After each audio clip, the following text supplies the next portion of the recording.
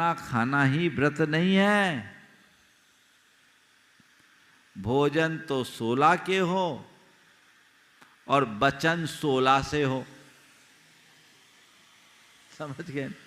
भोजन 16 का करो और वचन में 16 प्रकट हो जाए, अंगार प्रकट हो जाए तो बोलो। है क्या? व्रत क्या जो हमारी वृत्तियों का परिष्कार करे। व्रत क्यों? वृत्तियों के परिष्कार के लिए, अपने अंदर के विकारों के शमन के लिए, अपने दुर्बलताओं को दूर करने के लिए।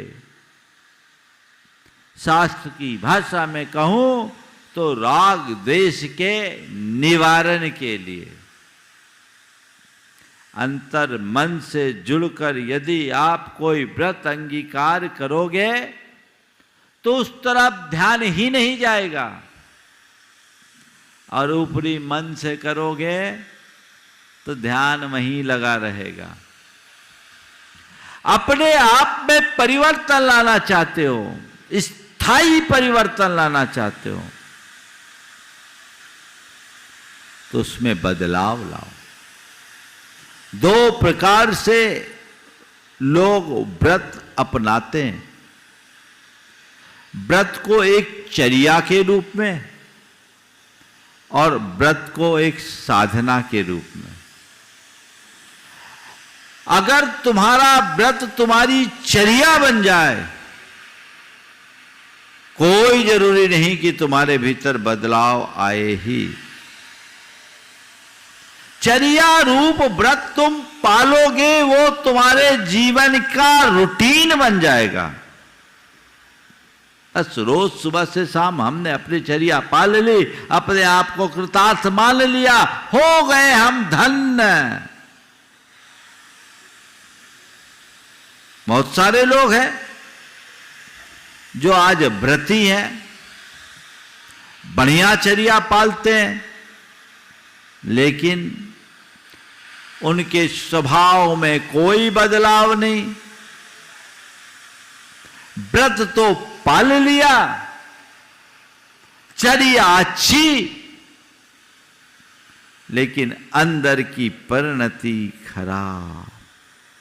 तो क्या होगा? क्या होगा? जिसकी फोटो अच्छी, एक्सरे खराब, उसका क्या होगा?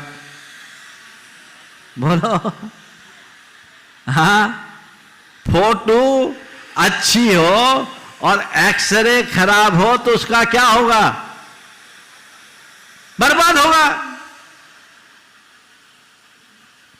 तुमने व्रत को अपनी चर्या का अंग तो बना लिया, पर यदि तुम्हारा व्रत तुम्हारी साधना में नहीं बदल पाया तो समझना तुम्हारे व्रत का तुम्हें सच्चा लाभ नहीं मिल सकता। व्रत को एक साधना बनाओ, यानी अपनी वृत्तियों का शोधन करो।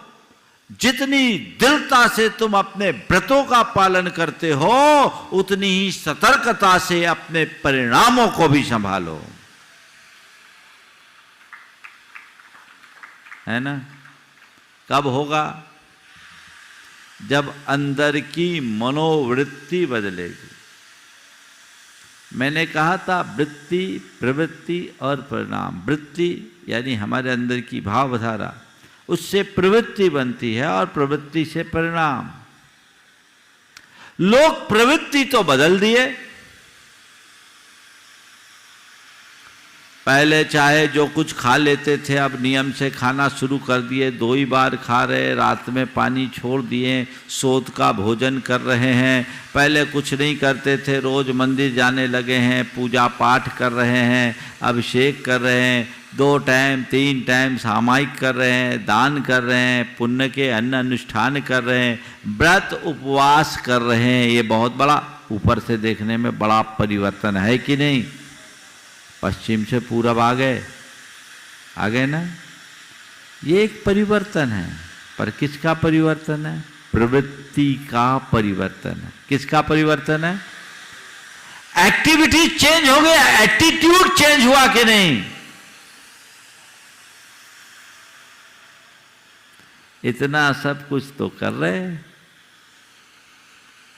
पर गुस्सैल हैं, उतने ही गुस्सा, उतना ही लालच, वैसा ही अभिमान, उतनी ही मायाचारी। तो क्या हुआ? ऊपर से बदल गए, भीतर में गल गए। क्या हुआ? वो हमारे जीवन में वांछित परिणाम नहीं देगा। तो फिर महाराज ये सब जो हम कर रहे छोड़ दे। छोड़ने को किसने बोला? मैं कभी छोड़ने की बात नहीं करता, मैं तो जुड़ने और जोड़ने की बात करता हूं। ये सब तुमने जिसके लिए किया उसको, उस पर ध्यान दो, उस पर ध्यान दो। प्रवृत्ति बदलना सरल है, वृत्ति को बदलना कठिन है। पर जो व्यक्ति अपनी वृत्तियों को बदलने का लक्ष्य लेकर के चलता है, उसकी प्रवृत्तियां भी बदलती है और पूरा जीवन बदल जाता है।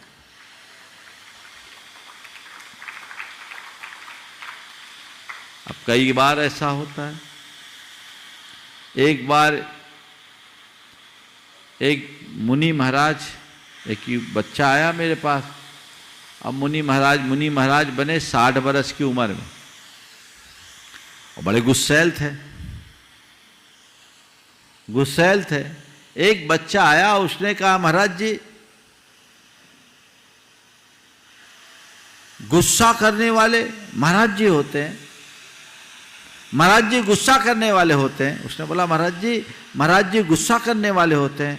हमने कहा सुनो, महाराज जी गुस्सा करने वाले नहीं होते।